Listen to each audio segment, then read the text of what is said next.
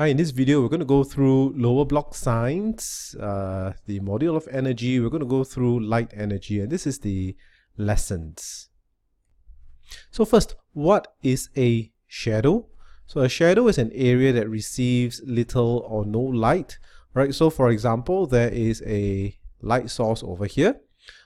This thing or this person is blocking the light. So this is blocking the light, and this is the shadow.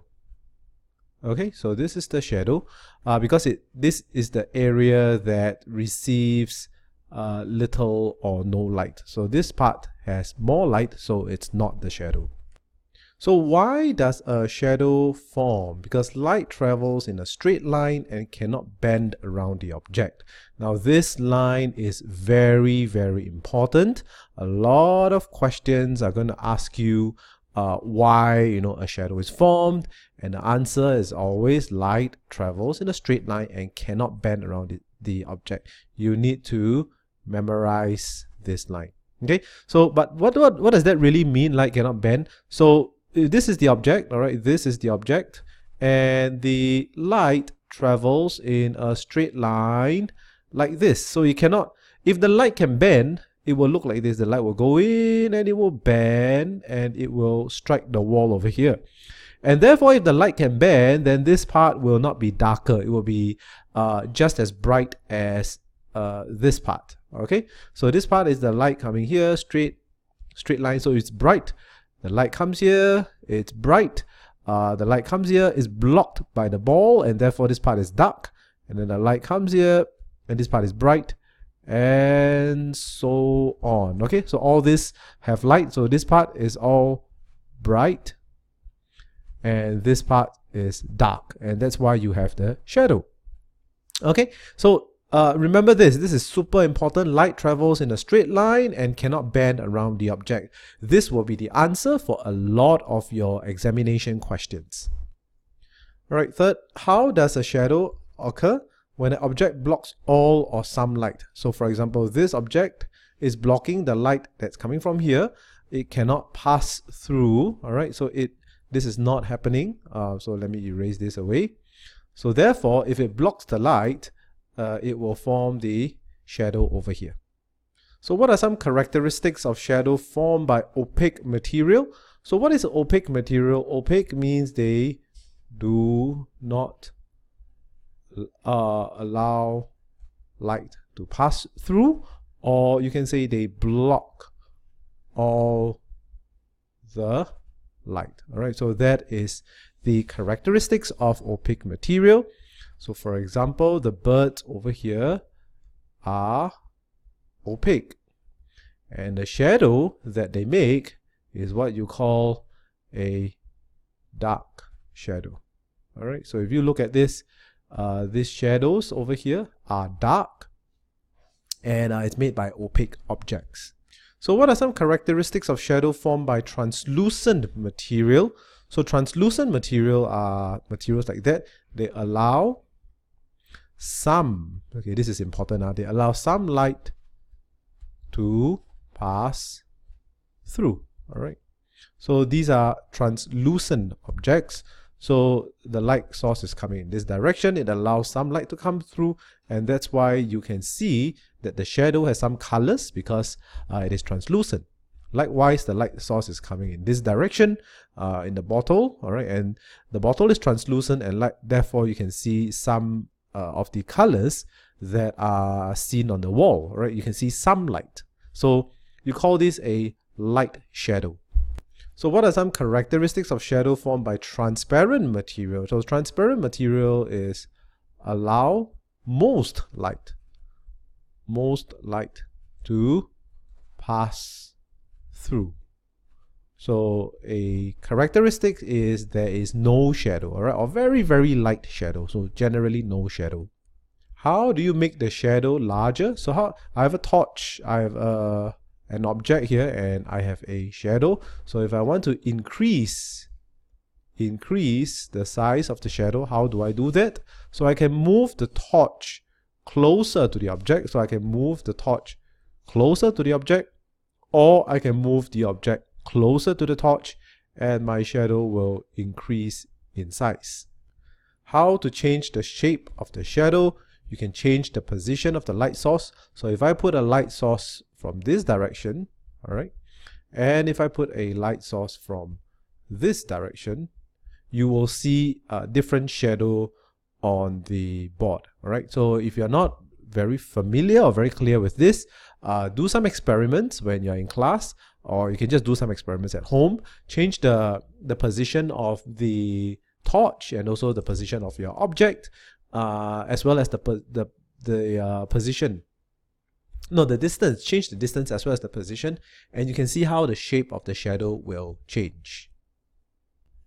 How do you change the size of a shadow? Change the distance between the light source and the object. So you have the light source over here, or you have the object over here. So you can move the object either nearer to the light source or further to the light source, and the shadow will change accordingly. So if it's nearer to the light source, it will have this big shadow over here, and if it's further away from the light source, then it will have a smaller shadow.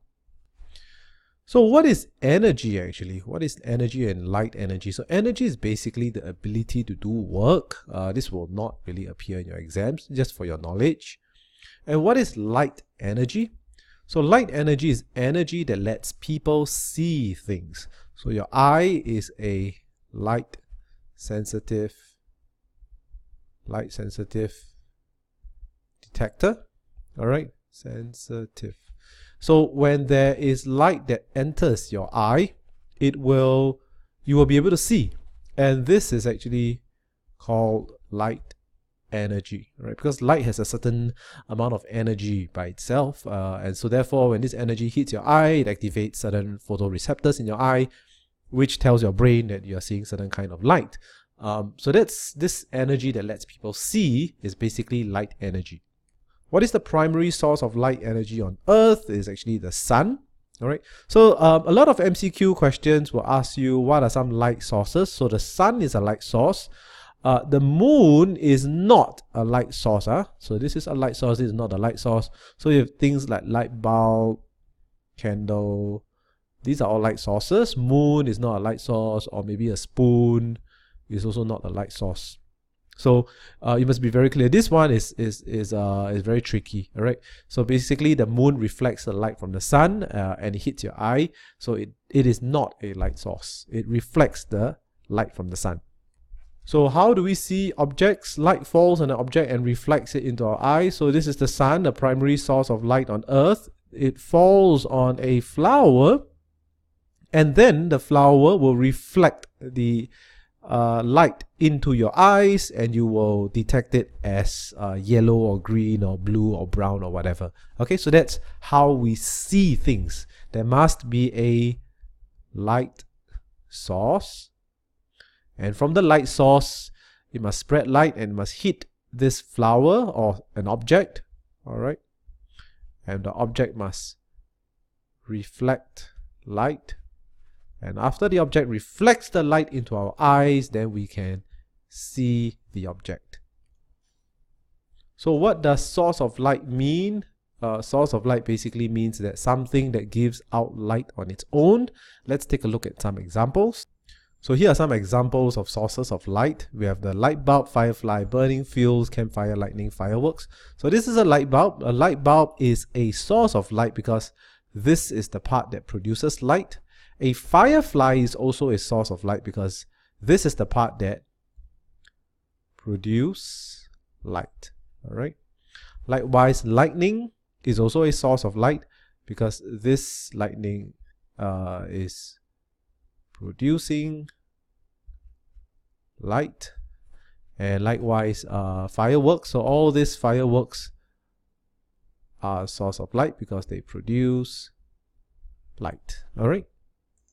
So is the moon a source of light? No, it is not a source of light. All right, it reflects the light from the sun. So question, how are we able to see the moon if it's not a source of light? Because the moon reflects the light from the sun into our eyes, therefore we can see it.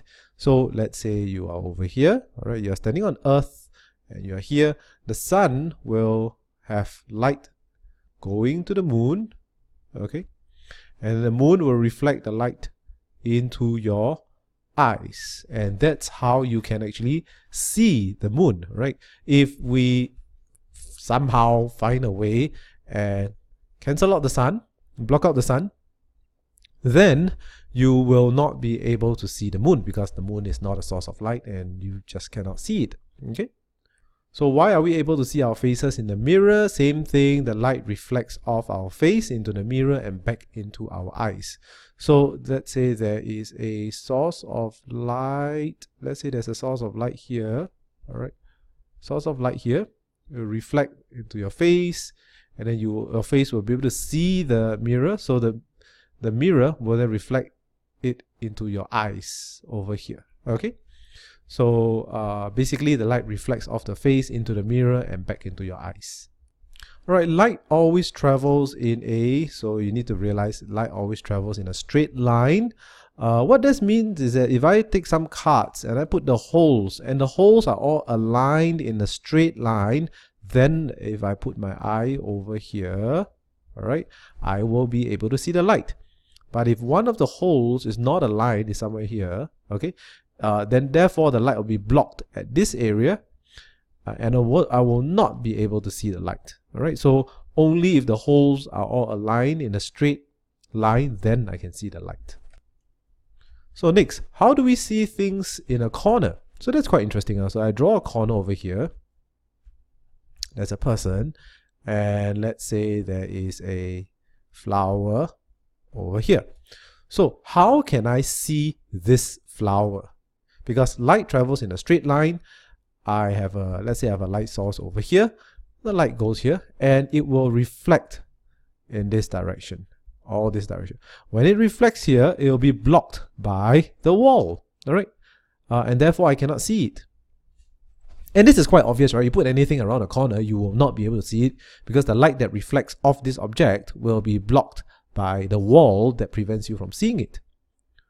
So then how do you actually see it? Well, you put a mirror over here. You put a mirror over here, then the light that falls from the light source on the flower will be reflected onto the mirror, and it will reflect into my eyes.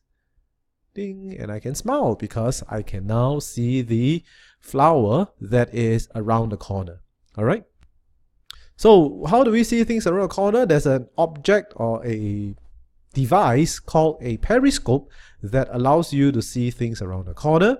So how a periscope works is you put your eye here. So this is a mirror, all right? This is a mirror, and this is another mirror. So you put your eye here, and you put an object around here. So as a light source, the light source has light. It reflects light into this mirror, down into this mirror, into your eye. And that's how you can see things with a periscope, because there are two mirrors that will allow you to see things. So what is a periscope used for? It's used for submarines. So imagine you're a submarine, and you're under the sea. So this is the sea level. And there is an enemy ship over here with a big gun, all right, that wants to kill you. But you don't know where the enemy ship is because you are a submarine and you're under the water. So what can you do? You can actually put a periscope up to see your surroundings. So you put up a periscope, and there is a mirror here and another mirror over here. So what happens is the light from the warship will come over here, it will come down, and it will go to your eye over here. And therefore, even if you are under the water, you can still see the warship, and you can send a torpedo to go and destroy the warship. Alright, so that's how a periscope works for a submarine. It's a very crude drawing, but I hope you get the point. What is a material that allows most light to pass through? Alright, so it's called transparent. So a transparent material allows most light to pass through. So a fish tank is usually made of a transparent material. All right. Would you use a opaque material to make a fish tank? Nope, you wouldn't, right? Because otherwise you would not be able to see the fish. So this is also a transparent piggy bank. Might not be the best idea because you keep seeing the money inside and you always want to take the money. These are like somewhat transparent tables. And this is a transparent, I don't know, glass ball or whatever. Okay, so you can see the object that is inside here, which is a black and white cube. So that's like a transparent eggshell thingy, all right, to store things inside. All right, so what is material that allows no light, all right, do not allow any light to pass through, is called opaque. And you need to learn how to spell this word. It's O-P-A-Q-U-E. So if I put a light over here, a light source over here, and if I put my eye over here, what I can see is some orange color. I will not be able to see the light. Likewise, let's say this is some kind of opaque material. So if I put a light source over here and I put my eye below it, right? I put my eye below it, I will not be able to see the light. So this kind of material is called opaque. What is a material that allows some light to pass through? It's called translucent. All right, translucent means allows some light to pass through. So this box or this wall is somewhat translucent because you can see the shape of the lady, all right, still through the wall. So if this is opaque, then you would not be able to see the lady at all.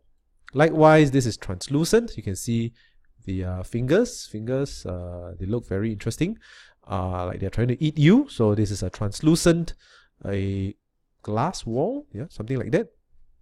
And this is a translucent piece of plastic.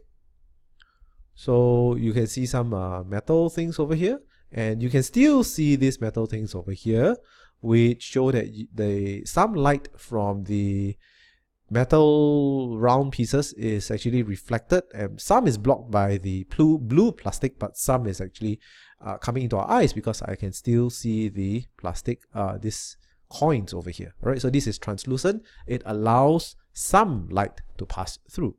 Why is light energy important to plants? Because plants use light energy from the sun to make food in a process called photosynthesis. So I have sunlight and I go to the green color leaves. The leaves have a substance called chlorophyll. And this chlorophyll will trap the sunlight and turn it into oxygen and sugars, all right? Sugars like sweet stuff. And that's why your fruits are often very sweet. So this is where most of the photosynthesis, the process of photosynthesis, get their source of energy from the sun. And that's why it's important to plants to make food for them. And it's important to animals because we eat the plants. Otherwise, there'll be no plants for us. We'll all die. What is a lux? All right, a lux is basically the measurement of amount of light. You have kg for mass and cm for distance. Therefore, lux is for light. The higher the lux, the brighter the light. So let's take a look at some examples over here. Daylight noon is about 130,000 lux. All right, that's very, very bright actually. Overcast day is like with a lot of clouds is about 1,000 lux. Golden hour is 400. Golden hour is about 5 to 7 p.m. around there. All right, and maybe 6 to 8 a.m. That's the golden hours for taking pictures. So it's about 400 lux. At night, full moon is 0.27 lux, which is clearly much dimmer than in the day. And again, why is that so? Because the moon is only reflecting the light from the sun. So you can see the amount of difference, right? In daylight, noon is 130,000 lux. At night, full moon is only 0.27. It's a huge difference between them. And it's because the moon just reflects the light from the sun. Okay, moonless night is 0.002. Starlight, this night street with street lights is this amount. Indoor, you have some office lighting, office hallway, living room, studio, 1,000 lux. Okay, so the idea behind this is just want to show you there is a measurement of light, and you can see give you a range of what kind of light to expect. So daylight, noon is 100 over 1,000, 100, 130,000. Moonlight is about less than 1. And office indoors is about 500, 700, 1,000. That's mostly 1,000 is like the highest you can go for indoor human created lights. Okay, so that's like way lesser than daylight, noon.